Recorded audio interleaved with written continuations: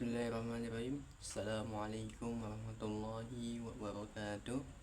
Alhamdulillahirabbil alamin wa bihi nasta'inu ala umuri dunya waddin. Wassalatu wassalamu ala asrafil anbiya'i wal mursalin wa ala alihi wa ashabihi ajma'in. Baik teman-teman sekalian, insyaallah pada video kali ini saya akan menjawab pertanyaan-pertanyaan tentang ujian tengah semester ilmu mata kuliah ilmu Rasam Utsmani. Baik, langsung saja ke bagian yang pertama. Pertanyaan yang pertama adalah jelaskan apa itu ilmu Rasam Utsmani. Ya, baik. Kita akan menjawab. Kenapa disebut Rasam Utsmani? Karena penulisan ini diambil dari mushaf-mushaf yang ditulis pada pemerintahan Utsman bin Affan sekitar tahun 25 Hijriah, dan beliaulah yang menstandarisasi penulisan Al-Quran agar tidak terjadi perbedaan bacaan yang bisa menimbulkan perpecahan di antara umat-umat Islam. Pertanyaan yang kedua adalah apa perbedaan ilmu penulisan Rasam Utsmani dengan penulisan Rasam Imla'i. Jadi dari segi aspek Rasam Utsmani itu memiliki perbedaan dengan Imla'i, yang mana definisi dari Rasam Utsmani adalah penulisan lafaz-lafaz Al-Quran berdasarkan mushaf yang disusun pada zaman Khalifah Utsman bin Affan radhiyallahu anhu. Sedangkan Rasam Imla'i adalah cara penulisan biasa yang digunakan dalam penulisan bahasa Arab modern sesuai dengan aturan gramatikal atau nahwu dan imla yang standar, makanya disebut dengan Imla'i. Tujuannya adalah, kalau Rasam Utsmani itu tujuannya menjaga bentuk mushaf sebagaimana ditulis oleh para sahabat yang bisa memuat berbagai bentuk bacaan atau qiraat. Nah, Rasam Imla'i tujuannya adalah mempermudah baca atau tulis sesuai dengan kaidah hejat modern, terutama dalam tulisan non-mushaf. Contoh, kalau di Rasam Utsmani itu tulisan as-shalah itu ada wanya. Jadi as-sholawah itu tulisannya, tapi dibacanya tetap as-sholah. Nah, sedangkan di Imla'i itu tulisannya adalah as-sholah, tidak ada wanya, tetap. Jadi di dalam mushaf Imla'i itu, Rasam Imla'i, penulisannya tetap as-sholah, nggak usah ditambahin wa. Beda dengan Rasam Imla'i Utsmani gitu. Kemudian pertanyaan yang ketiga adalah jelaskan tentang pendapat ulama mengenai Rasam Utsmani. Apakah sifatnya ijtihadi atau sifatnya taufiqi? Nah, definisi dulu. Definisi ijtihadi adalah sesuatu yang lahir dari hasil pemikiran dan pertimbangan manusia, artinya bisa berubah seiring waktu, tergantung ijtihad para ulama. Sedangkan taufiqi adalah sesuatu yang bersifat taufik, artinya datangnya dari wahyu atau petunjuk langsung dari Nabi Shallallahu Alaihi Wasallam dan tidak boleh diubah atau ditambah dan dikurang-kurangi. Nah, kebanyakan ulama berpendapat bahwa Rasam Utsmani itu bersifat taufiqi atau tidak boleh diubah. Apa alasan dan dalil mereka menganggap Rasam Utsmani itu taufiqi? Di antaranya adalah Rasam Utsmani ini disusun oleh para sahabat besar seperti Zaid bin Sabit atas perintah langsung Khalifah Utsman radhiyallahu anhu dengan persetujuan sahabat lain. Yang kedua adalah para sahabat tidak akan berani membuat perubahan dalam penulisan Al-Quran kecuali berdasarkan petunjuk Nabi Shallallahu Alaihi Wasallam atau kesepakatan yang kuat di antara mereka. Nah, di antara tokoh yang mendukung Rasul Utsmani ini adalah Taufiqi, di antaranya adalah Imam Malik. Yang kedua adalah Imam Ahmad dan Abu Ubaid Al-Qasim Ibnu Salam. Dan yang keempat adalah Ibnu Al-Jazari, ulama besar ya. Ibnu Al-Jazari itu ulama besar dalam ilmu qiraat. Tapi ada juga ulama yang berpendapat Rasul Utsmani ini ijtihadi. Tapi dalam hal ini ulama ini minoritas ya, ijtihadi. Ada beberapa ulama, diantaranya adalah ulama kontemporer atau ulama kekinian dan peneliti dalam studi filologi atau linguistik Arab.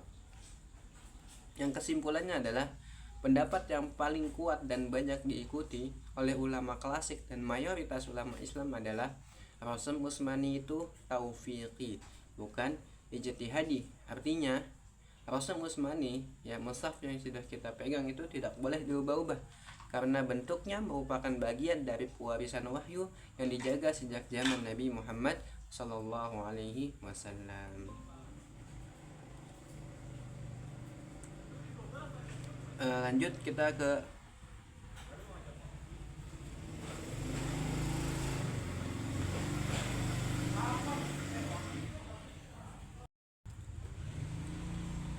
selanjutnya adalah yang keempat, yaitu jelaskan tentang sejarah Rasul Utsmani. Baik, kita membahas sejarah tentang Rasul Utsmani, yaitu dari wahyu hingga standarisasi. Yang pertama, pada masa Nabi Muhammad SAW, Al-Quran diturunkan secara beransur-ansur selama 23 tahun. Nabi SAW tidak menulis, tapi mengajarkan dan membacakan kepada para sahabat. Para sahabat yang menghafal dan menuliskannya di media sederhana seperti pelepah kurma, tulang, kulit binatang, batu, dan lain-lain. Penulisan belum seragam karena belum ada aturan atau ortografi standar. Qiraat juga beragam macam, masih digunakan sesuai dengan dialek suku-suku Arab, yaitu sab'atu ahruf. Yang kedua, pada masa Abu Bakar As-Siddiq radhiyallahu anhu, setelah perang Yamamah, banyak penghafal Al-Quran gugur.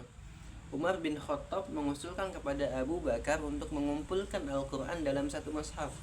Tugas ini diberikan kepada Zaid bin Sabit, penulis wahyu. Al-Quran diturunkan dari berbagai hafalan dan catatan dan disatukan dalam satu mushaf induk, lalu disimpan oleh Abu Bakar, kemudian Umar, lalu Hafsah, putri Umar radhiyallahu anhu. Kemudian yang ketiga, pada masa Utsman bin Affan radhiyallahu anhu. Nah, inilah tonggak dari Rasul Utsmani. Pada zaman Utsman, Islam sudah menyebar luas ke wilayah non-Arab seperti Syam, Irak, Mesir, dan lain-lain. Perbedaan dialek atau qiraat menimbulkan perselisihan dalam bacaan di kalangan kaum muslimin. Hudzaifah ibnu al-Yaman menyaksikan perbedaan ini saat jihad di Armenia dan Azerbaijan, lalu mengusulkan standarisasi mushaf kepada Utsman bin Affan. Nah, langkah-langkah Utsman dalam membentuk tim penulis mushaf yaitu adalah tim penulisnya ada Zaid bin Sabit, Abdullah bin Zubair, Sa'id bin Al-As, dan Abdurrahman bin Al-Haris. Kemudian membuat beberapa salinan dari mushaf Hafsah dengan penyesuaian agar bisa menampung qiraat yang sah. Mushaf ini ditulis dengan rasam tertentu, lalu dikirim ke berbagai kota besar, Kufah, Basrah, Syam, Mekah, dan Yaman. Yang keempat adalah semua mushaf di zaman Utsman yang berbeda dibakar agar tidak ada lagi perbedaan yang membingungkan. Jadi kesimpulannya adalah Rasul Utsmani lahir sebagai jawaban atas perbedaan bacaan dan potensi perpecahan umat, disusun oleh sahabat Nabi Shallallahu Alaihi Wasallam dengan ijma atau kesepakatan, menjadi penulisan resmi mushaf Al-Quran hingga hari ini demi menjaga orisinalitas wahyu. Kemudian yang kelima, pertanyaan yang kelima adalah jelaskan tentang kaidah-kaidah dasar dalam Rasm Utsmani beserta contohnya yang mencakup kaidah az-ziyadah, al-hadfu, al-mausul, terus ta'nis, al-ibdal, dan kaidah penulisan alif. Baik. Yang pertama adalah kaidah az-ziyadah. Kaidah az-ziyadah ini adalah penambahan huruf yang secara lafaz tidak dibaca tapi ditulis. Contohnya as-shalah. Ya. As-shalah kita bacanya as-shalah tapi ditulis di dalam mushaf itu ditambahkan dengan wa. Ya, as-shalawa. Tapi kita membacanya tetap as-shalah. Nah, kemudian kaidah al-hadfu. Al-hadfu itu adalah menghapus huruf yang sebenarnya ada secara lafaz tapi tidak ditulis. Contohnya alladzina, dalam beberapa mushaf ditulis dengan alladzina, ya, tanpa lam pertama. Jadi kebanyakan mushaf itu dulu alladzina itu lanya 2, tapi sekarang alladzina mushafnya 1. Terus kemudian as-sama diganti dengan as-samawat, ya. Jadi huruf alifnya tuh dihilangkan. Jadi diganti dengan wa. Kemudian kaidah al-wasal, menghubungkan wasal atau memisahkan fasal, dua kata yang biasanya ditulis terpisah atau sebaliknya.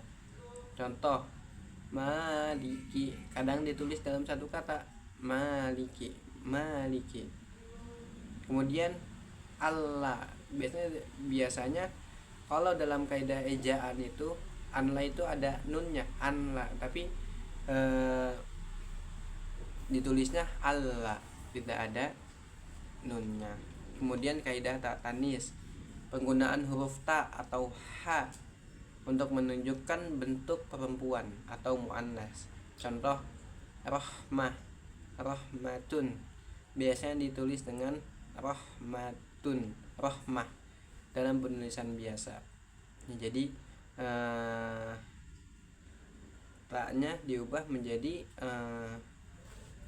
ta tanis. Tadinya tak biasa diubah menjadi tak tanis. Rahmatun tadinya kan tak biasa diubah menjadi tak tanis. Kemudian jannatun.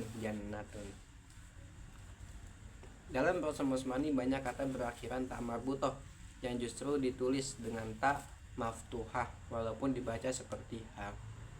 Kemudian kaidah al-ibdal, mengganti satu huruf dengan huruf yang lain. Contoh, pada ya'udduhu ditulis dengan ya'uddu, tetap pakai ha, tapi kadang ya digunakan dalam posisi lainnya. Tujuannya adalah menyesuaikan dengan qiraat tertentu atau bentuk asal katanya. Kemudian yang keenam, kaidah penulisan alif. Alif kadang ditulis, kadang dihilangkan, bahkan kadang diganti bentuknya. Misalkan maddah atau tanda kecil seperti alif hanzariyah.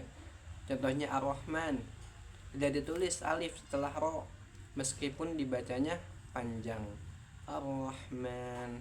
Terus qalu ditulisnya qalu, ada alif karena sesuai dengan qiraah. Alif sering dihilangkan atau diganti bentuknya untuk mencocokkan dengan qiraat dan kebutuhan estetika penulisan mushaf zaman dahulu.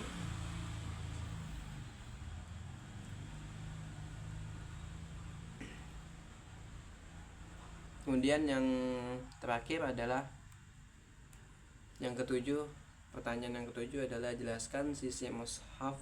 Pertanyaan yang keenam adalah jelaskan sisi mushaf standar Indonesia atau Madinah. Mushaf standar Indonesia. Nah, standar Indonesia itu dikeluarkan secara resmi oleh Kementerian Agama Republik Indonesia atau Kemenag berdasarkan Rasm Utsmani, tetapi dengan pendekatan tashih dan adaptasi untuk memudahkan pembacaan orang-orang Indonesia. Nah, ada ciri-ciri mushaf Indonesia. Nah, aspeknya itu adalah penjelasan, kemudian rasmnya mengikuti Rasm Utsmani, tapi disederhanakan. Kiroahnya Hafs bin Asim, kiroah yang paling populer di dunia.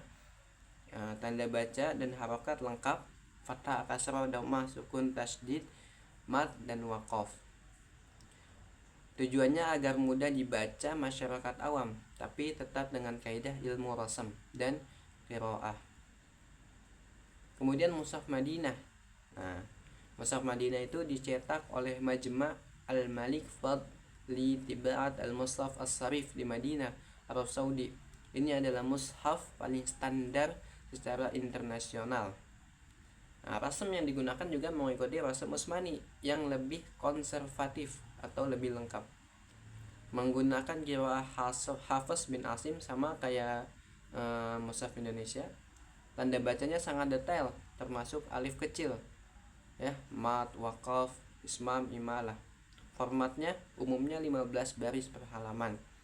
Dan tujuannya memberikan mushaf referensi global yang 100% setia pada tradisi rasam dan qiraah. Kesimpulannya, kedua mushaf sama-sama sah dan valid karena mengikuti rasam Utsmani dan qiraah Hafs. Perbedaan mereka lebih ke gaya penulisan dan kemudahan membaca saja. Mungkin itu saja yang bisa dapat saya sampaikan. Kurang lebihnya mohon maaf. Wabillahi taufiq wal hidayah. Wassalamualaikum warahmatullahi wabarakatuh.